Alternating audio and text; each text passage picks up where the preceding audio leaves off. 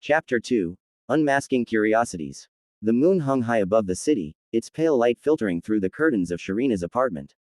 The city had grown quieter, with only the faint hum of distant vehicles breaking the stillness. Sharina had fallen asleep on the couch after a long evening of testing Ray's supposed robotic capabilities. Her gentle breathing filled the room, a soothing rhythm in contrast to the chaos of her daily life. Ray stood by the window, motionless yet lost in deep thought. His sharp gaze swept over the unfamiliar world beyond the glass, glowing with human lights and scattered signs of their growing but primitive technology. Humans, he thought. So, this is what they call themselves. He turned his gaze toward Sharina, observing her peaceful, vulnerable state.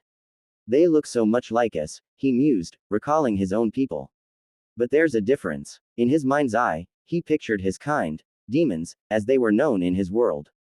They shared the same physical structure as humans but had two sleek horns protruding from their foreheads.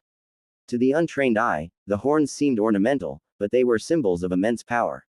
His people were warriors, capable of extraordinary feats, and each demon was born with the ability to harness unique powers. For Ray, however, his abilities went far beyond even his people's extraordinary capabilities. Unlike the average demon, who took years to master their innate powers, Ray's abilities were limitless. He could manifest any power he imagined with nothing more than a thought. He clenched his hand, feeling the dormant energy surging beneath his synthetic form. I am the only one of my kind who can do this, he reflected. A power so unique that it made me a warrior feared across galaxies.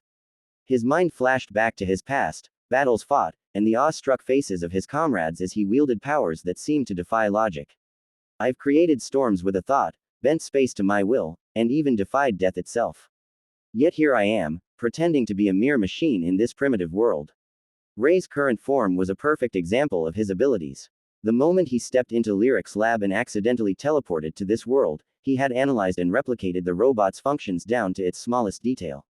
His transformation ability didn't merely copy appearances, it replicated function and essence. Right now, I truly am a robot, he thought, examining his metallic hands. I don't need rest, food, or water. This body can generate energy from sunlight and even convert human food into power. But more than that, he paused, feeling a flicker of curiosity. If I choose to, I could create a completely new ability, something this world has never seen. I could break every law of nature here and bend this reality to my will. For a brief moment, Ray allowed himself to imagine the possibilities. He could easily leave this world, tear open a portal back to his own dimension, or even create powers that humans couldn't comprehend.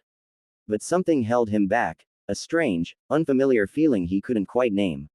Ray turned his gaze back to Sharina, watching her sleep peacefully. Her vulnerability fascinated him. Unlike his people, who thrived on power and strength, humans seemed so fragile, yet resilient in ways he didn't understand. They lack strength, he thought, but their emotions give them something my people don't have.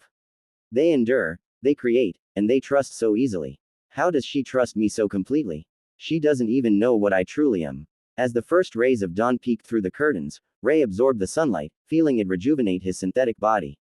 Yet, despite his perfection, a hollow feeling lingered within him.